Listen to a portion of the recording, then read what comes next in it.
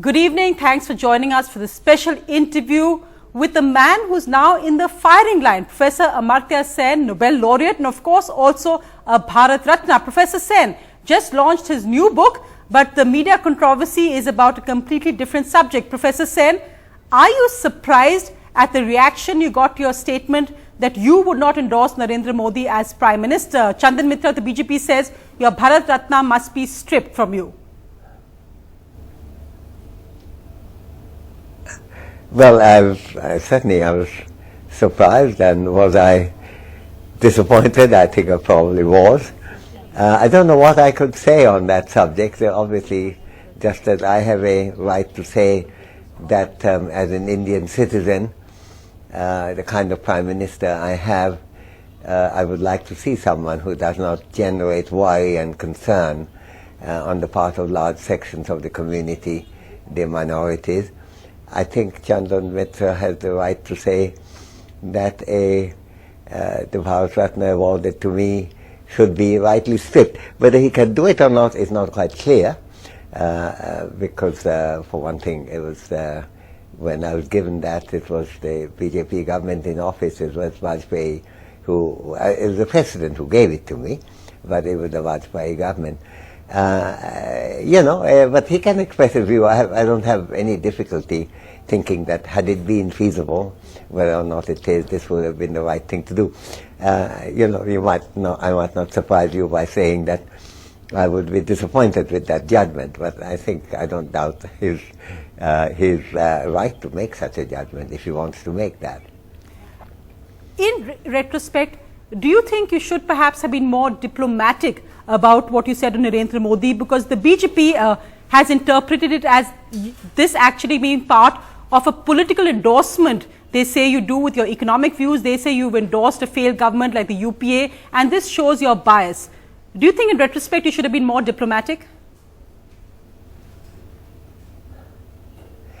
I don't think so, because I have not endorsed the UPA government. I did read in a newspaper today that I have, but of course I'm getting so used to learning a new thing about myself every time I open a newspaper that that bit of news came to me as no surprise either.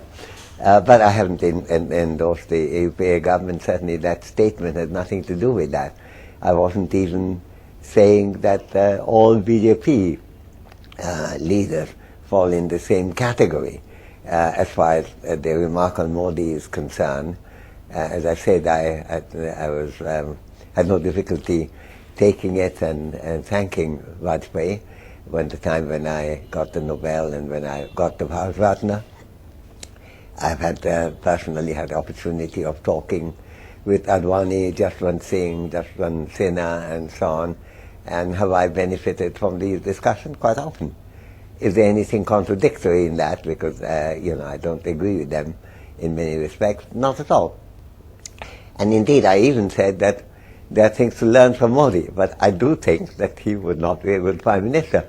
And I don't know how else I could have put it, because I was representing a point of view which many of us have learned from our early days to do, namely that in a majoritarian democracy, it is the duty of the majority to look after the concerns and worries of the minority. And given the fact that I do know that Modi, because of what happened in 2002, and I'm not going into the question here as to whether it's a just assessment or not, one could debate that. I have a view on that, but that's not the central issue here. The central issue is that does that worry minority Muslims in particular, but also other minorities?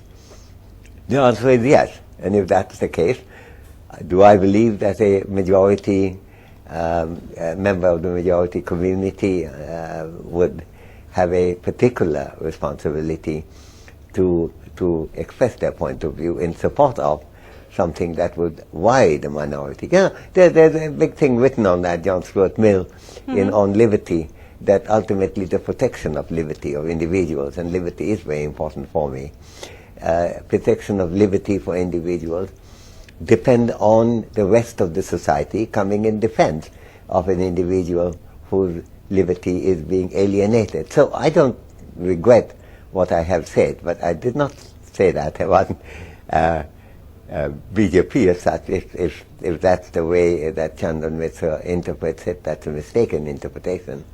It's not an ethical mistake, it's an epistemological mistake. So your issue, sir, then you're saying is specifically with the individual. You're saying your issues with the individual Narendra Modi, not with the BJP as a party. I'm not saying that I'm going to vote for the BJP. I mean, being a Bengali, most of us don't vote for BJP. That's a different issue.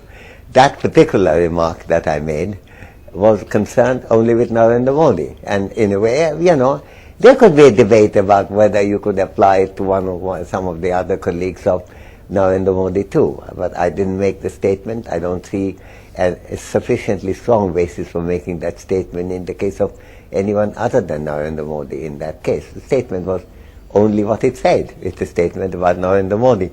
I don't regret it because, you know, it doesn't endorse the UPA. I've often been attributed with the fathership of food security, which is not one of my programs. Indeed, I've complained, I think, of a paternity suit coming my way, which is not justified. But it got nothing to do with that. I just made the statement that a leader who worries minorities would have a particular problem of which we should be aware. And as a majority community member, it's not only, I think, it's my right to say it, I think it's my duty to say it as a member of the majority community, because I could have an easier statement than a minority member who could be seen as being an interested party.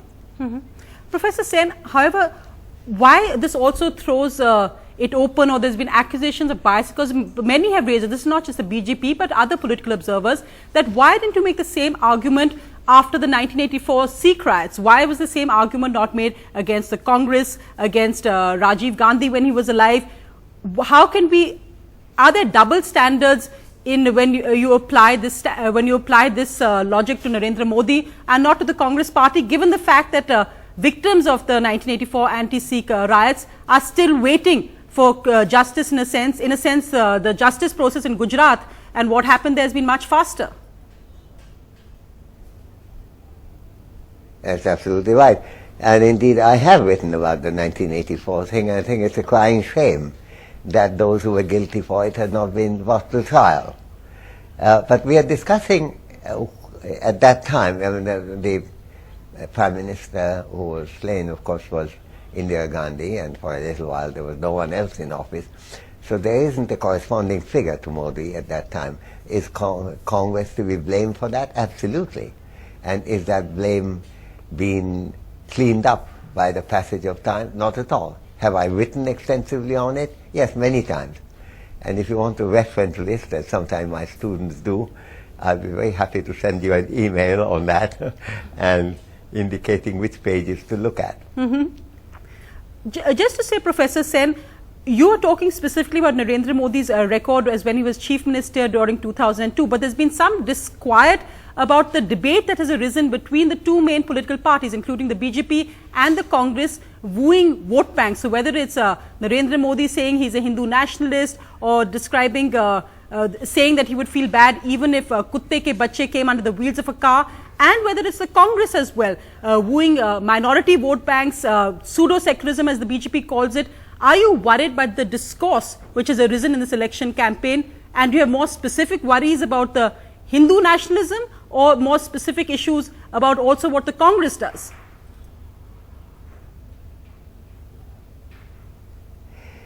Well, I'm concerned about both, but the real issue here is not the fact that people carry out policies which appeal to one section or the other and facilitate your winning an election. That is indeed quite pervasive in democracy across the world. It would apply in the same way to the United States and Britain and France and to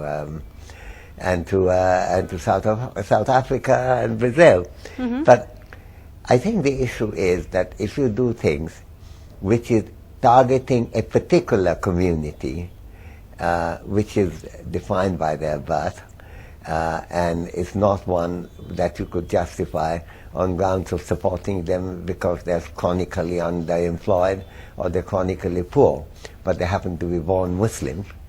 It raises a question about whether that kind of vote bankism is the right thing to do. Now, if the point may well be made that quite often the Congress Party has also aimed policies at looking at Muslim support, in this case not getting Hindu support by terrorizing Muslims, but getting Muslim support in order to win an election. And if you looked at some of my writings, including Identity and Violence, I did think there were a number of decisions that were taken was not fair. It did not bring in what Bangladesh did very easily, namely bring Muslims into a modern world in which ideas of global justice that is community neutral. I mean, that applied, that meant to apply to them. And when that is accepted, there is a mistake made. And, you know, indeed so. If there is a particular reason for my having said this at this time, is because the extent of the, I mean, as you know, that the whole Gujarat issue has not yet gone away from legal point of view. Yes. And there were a lot of lives lost, great many lives lost. It's not quite the case as relying on a Muslim vote bank, which may be bad, and I've said it's bad, and I think it's not the right way of playing democracy. Does it have the same degree of concern raised as the question of a program against Muslims, if that is indeed the case, of which there's some prima facie evidence, but on the other hand, it may turn out to be legally not correct. So if so, then that would be, they will be absolved, and Modi will be absolved of that, and the Muslims should be assured that Modi is not anti-Muslim at all. That hasn't happened yet, and under the circumstances, are there concerns that I have? Yes, indeed I have. That's what I was saying. You know, I think I'm quite, whether or not the Bharat Ratna is stripped from me or not, I'm very proud of being an Indian. We have a tradition of secularism. You know, we pay a certain amount of price. It's why since I have only Indian citizenship and not a US citizen or UK, either of which I could have become, I stand in long queues entering any country. I'm very persuaded that any country that I'm trying to enter is very worried that I might try to settle down there. I don't mind standing in the same queue as where my fellow countrymen stand, and that may be a position of disadvantage, but also a position of pride, because I identify. It doesn't have to be Ratna; it could be Bharat Sheila or anything. I wouldn't be worried about that. But that identification is quite important for me. But just that identification is important, it also gives me right to consider and speak for those things that I believe India has stood for, which includes a tolerant community. I mean, there could be historical dispute as to whether we have always been as tolerant, but I would like to defend that we have a culture of tolerance, and a strong one. And we are democratic, we are tolerant of minorities, and indeed more than that, we encourage minorities to flourish. And that is really quite important for me. And by the way, even if Bharat Ratna is stripped away, that's not going to go away. But I do think that I have an absolute duty to do it, since I'm also proud of being an Indian.